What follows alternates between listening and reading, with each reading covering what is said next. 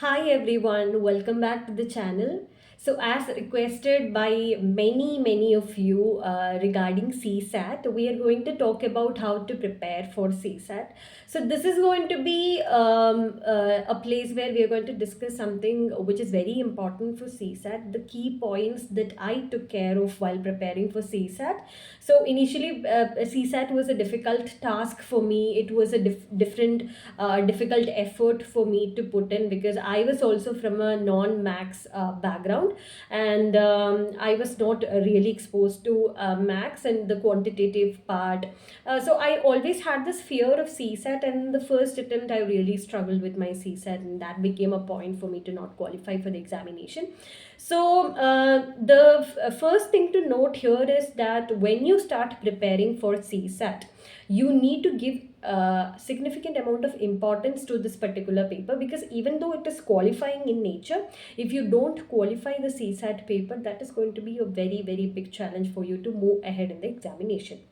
So that's why these days apparently UPSC is giving a lot of thrust on the CSAT paper. Though it appears to be a qualifying paper, they are increasing the difficulty level of the examination by increasing the toughness of the CSAT questions itself. So if someone is not prepared and is not giving enough attention to the CSAT part of the examination, they're really going to suffer. So I know people who are from really max background, people who are from even IITs or top institutes of the country, not able to qualify the CSAT part of the examination, maybe because they are not given enough focus on the examination.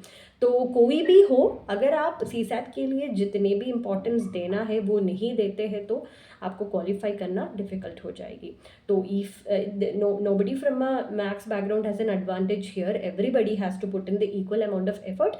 Maybe if you're weak in max, maybe a little bit more of effort, but then everybody has to learn CSAT and give enough amount of attention to it, is what UPSC experience is teaching us in these days. So I will, whatever the points that I'm telling you are very important and has really helped me perform better in the examination. So this is going to be very valuable in terms of, I can tell you how it has helped me really well to qualify with a safe, very high safe margin in the subsequent examination. So let's get started with the reading comprehension part. For the reading comprehension part, many people think it's their strong point, those who are comfortable in the language of English, etc.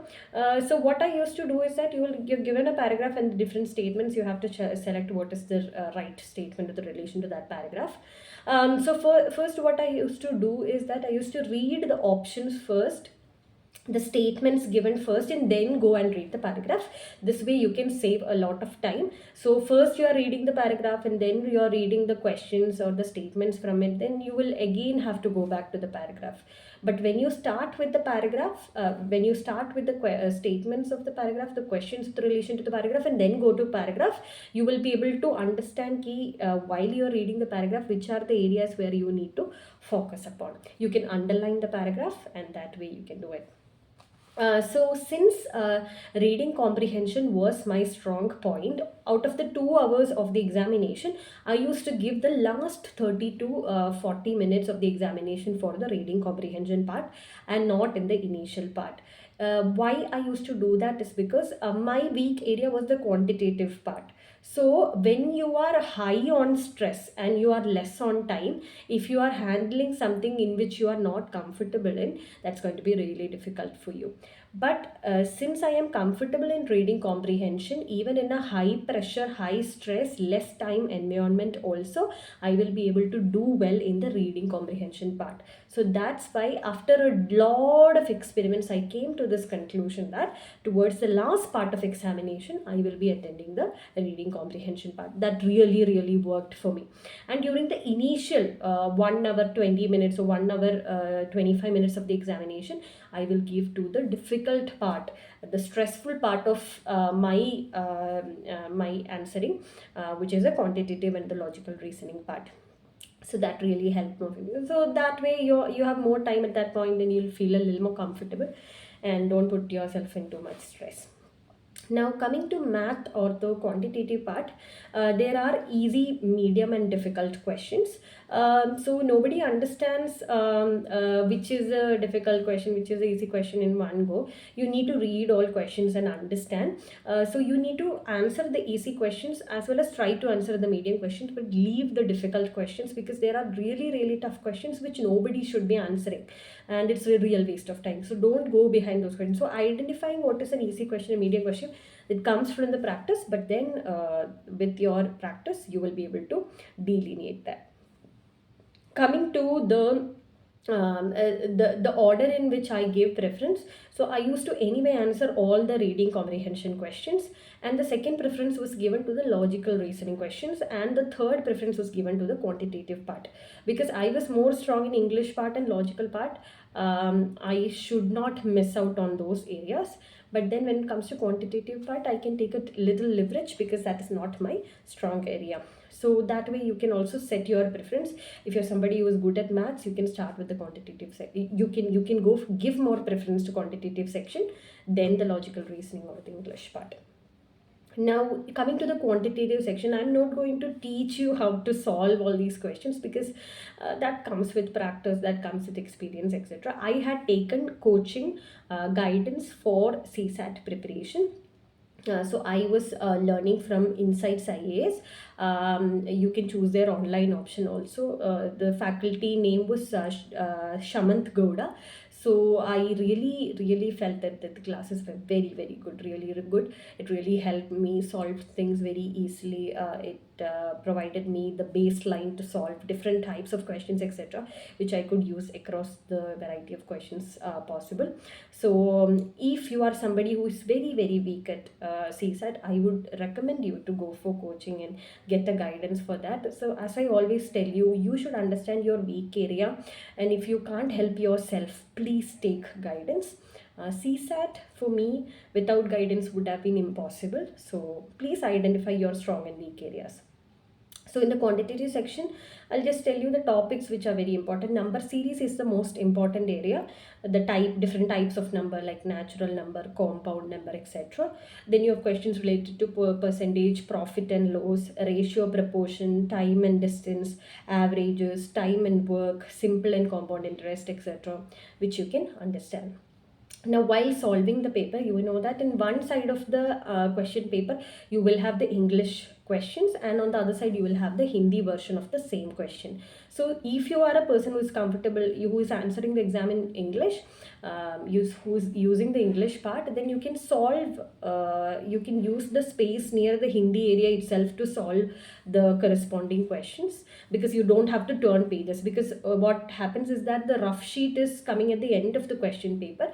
तो pages turn करते हुए आपके बहुत time loss हो जाता है. तो अगर आपको एंड तक नहीं जाना है, you can solve it in the Hindi area because you are not using the Hindi questions, no. So you can answer it over there. So these are all things which came out of practice and has really helped me. So I think it'll be a brownie point for you to understand this at early on your preparation. Then you have to practice in a time bound exam like environment. Very crucial. Don't practice it in your comfort zones. Once in a while you can do that, but then the practice in an exam like tension environment should be there in a time bound manner. Always keep time in mind.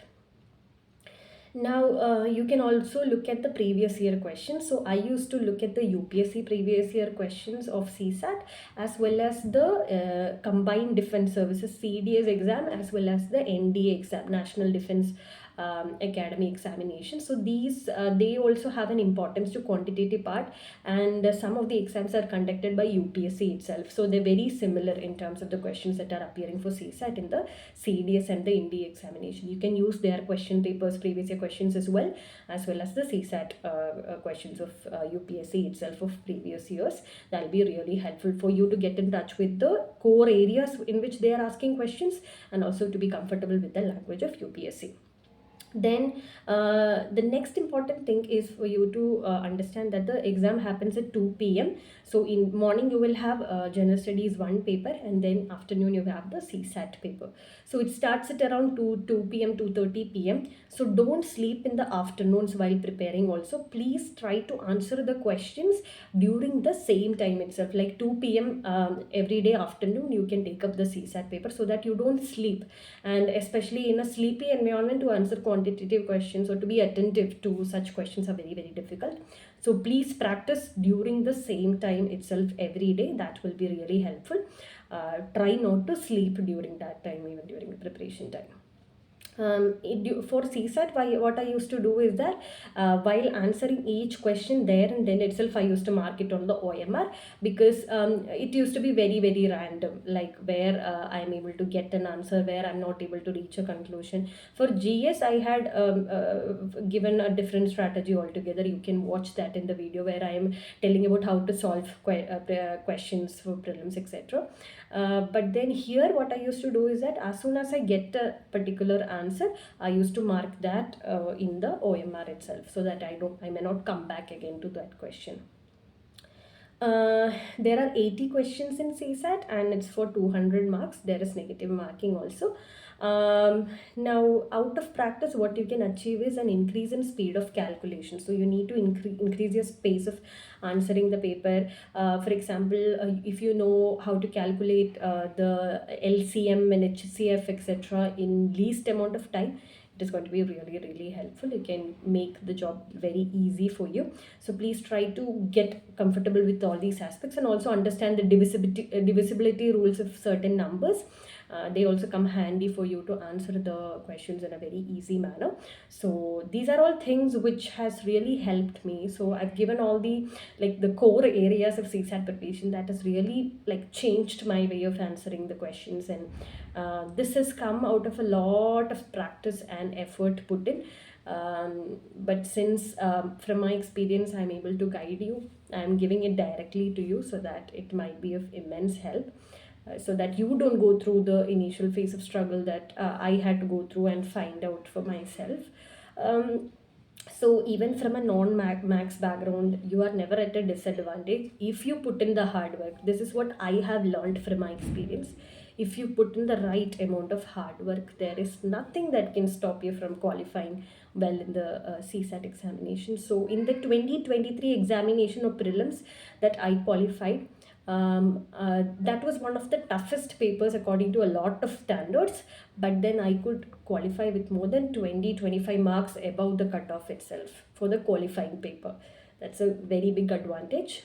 So I am from a non-max background, but then my hard work has made it easy for me. So even if you are from a non-max background, you can definitely qualify the examination with a safe margin. So please put in right amount of effort. Don't neglect the CSAT paper is what I would tell you.